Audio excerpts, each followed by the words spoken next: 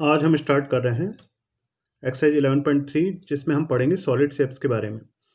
Solid shape में जो पहली शेप है वो है क्यूबॉइड। इस तरह होती है, देखिए क्यूबॉइड जैसे कोई ईंट है वो क्यूबॉइड की शेप में होती है।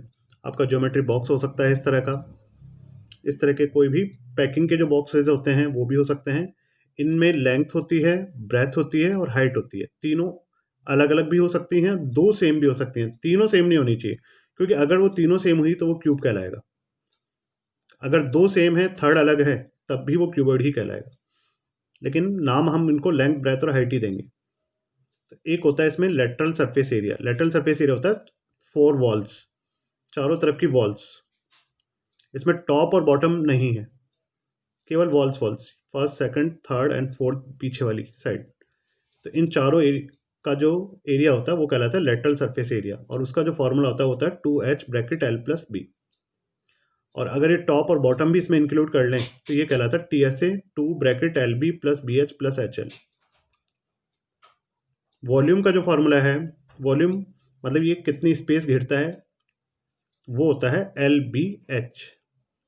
सरफेस एरिया होता है आउटर सरफेस पे कितनी स्पेस है, और वॉल्यूम होता है कि इसके इनसाइड कितनी स्पेस है, वो होती है लेंथ, ब्रेथ और हाइट।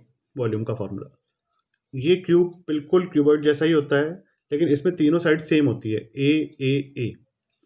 साइड को हम A से शो कर रहे हैं। लेटरल सरफेस एरिया वही एरिया ऑफ फोर वॉल्स, वो होगा 4A²। इसमें टॉप और बॉटम नहीं ले रहे हैं, और TSA में टॉप और बॉटम को भी ले लिया तो ये हो जाएगा 6A²। और वॉल्यूम होगा इसका A³। ये शेप होती है देखिए सिलेंडर की। सिलेंडर जैसे घर में स्टील के डब्बे वगैरह होते हैं वैसी शेप होती है, जिसमें ऊपर और नीचे दो सर्कुलर सरफेसेज होती हैं, और इन सर्किल की रेडियस होगी R, और ये सिलेंडर की हाइट है H। तो इसमें टॉप और बॉटम को हटा दें तो जो रिमेनिंग पार्ट होता है वो होता है कर्ड सरफेस। उस कर्ड सरफेस का जो एरिया है वो फॉर्मूला होता है 2πRH। और अगर टॉप और बॉटम को भी इसमें इंक्लूड कर लें तो वो कहलाता है total surface area 2πR bracket R plus H। और वॉल्यूम यानी इसमें कितनी इनसाइड जगह है वो है πR²H। ये फॉर्मूले हैं। तो देखिए इसमें एक्सरसाइज 11.3 में कुछ क्वेश्चंस दिए गए हैं। उसमें क्वेश्चन नंबर 1 में दो डायग्राम बने हुए हैं, जिसमें ए जो है वो एक क्यूबॉइड है, बी जो है वो एक क्यूब है। ए में लेंथ, ब्रेथ और हाइट तीनों दी गई हैं आपको। तो जब तीनों पता हैं तो आप उसका एरिया फाइंड कर सकते हैं, टोटल सरफेस एरिया। और जो बी है उसका भी टोटल सरफेस एरिया, क्योंकि वो क्यूब है तो क्यूब वाला फॉर्मूला लगा के उसमें A = 50 है तो उसकी हेल्प से निकाल सकते हैं। और आप जब दोनों निकल जाएंगे तो आपको पता लग जाएगा कि किसका जो मटेरियल है वो लेसर है, यानी कि कम है, किसमें कम मटेरियल की नीड होगी। जो क्वेश्चन नंबर 2 है, a suitcase with measures 80 cm into 48 cm into 24 cm to be covered with a tarpaulin cloth. How many meters of tarpaulin of width 96 semi is required to cover 100 such suitcases? तो देखिए जो suitcase है उसकी length, breath और height तीनों आपको पता है। Total surface area of suitcase आप इस फॉर्मूले से निकाल लेंगे। तो 2 bracket LB plus BH plus HL L into B plus B into H plus H into L values put की हमने। मल्टीप्लाई हमेशा पहले करते हैं, तो 80 इंटू 48 3840, 48 इंटू 24 1152, 24 इंटू 80 1920। इन तीनों का एडिशन करने पे 6912 और इनको मल्टीप्लाई करने पे 13824 सेमी स्क्वायर आ गया। ये तो एक सूटकेस का है, लेकिन क्वेश्चन 100 सूटकेस के लिए कह रहा है, तो TSA ऑफ 100 सूटकेसेस इसमें 100 से मल्टीप्लाई कर देंगे, सेमी स्क्वायर में ये टोटल एरिया आ गया।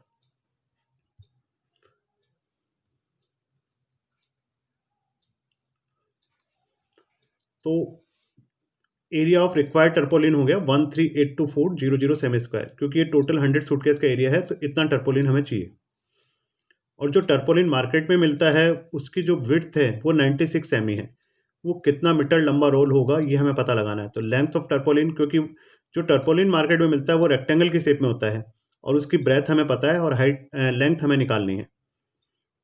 तो लेंथ ऑफ टर्पोलिन क्या होगा, एरिया में ब्रेथ का डिवाइड यानी कि विड्थ का डिवाइड कर देंगे। तो एरिया है 1382400 और विड्थ है इसकी 96 सेमी। 96 का इसमें डिवाइड करने पे 14400 सेमी आएगा, सेमी को मीटर में कन्वर्ट करने के लिए 100 से डिवाइड कर देंगे तो ये 2 जीरो हट जाएंगे, 144 मीटर टर्पोलिन हमें चाहिए। जो क्वेश्चन नंबर 3 है, find the side of cube whose surface area is 600 semi square. तो देखिए, तो TSA of cube equal to 600, 6A square equal to 600।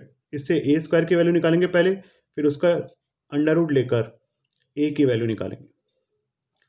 Question number 4 जो है उसमें लेंथ, ब्रेथ और हाइट आपको दी गई है। एक कैबिनेट का डायग्राम बना हुआ है और उसमें पेंट करना है, और पेंट आपको बॉटम में नहीं करना है। तो अगर बॉटम में नहीं करना है तो फिर हमें कहाँ कहाँ करना है, तो चारों वॉल्स पे करना है, यानी कि लेटरल सरफेस एरिया पे करना है, और जो टॉप है कैबिनेट का उस पर करना है। जो टॉप है उसमें लेंथ और ब्रेथ काम आएगी, और वो रेक्टेंगल है, लेंथ इनटू ब्रेथ। और ये 4 वॉल्स का जो एरिया है उसका फॉर्मूला होता है, जिसे हम लेटरल सरफेस एरिया के नाम से भी जानते हैं। तो 2H bracket L plus B. तो सारी वैल्यूज हमें पहले से ही पता है। तो H की वैल्यू 1.5, L 1, B 2, L की जगह 1, B की जगह 2। 1.5 इंटू 2 3, 2 प्लस 1 ये भी 3, 2 इंटू 1 ये 2, 3 3 जा 9 प्लस 2, 9 और 2 11 मीटर स्क्वायर। ये टोटल एरिया आ गया जिसे हमें पेंट करना है। जो क्वेश्चन नंबर 5 है उसमें Daniel is painting the walls and ceiling of a cuboidal hall with length, breadth and height। मतलब एक हॉल में आपको पेंट करना है वॉल्स पर और सीलिंग यानी कि छत पर।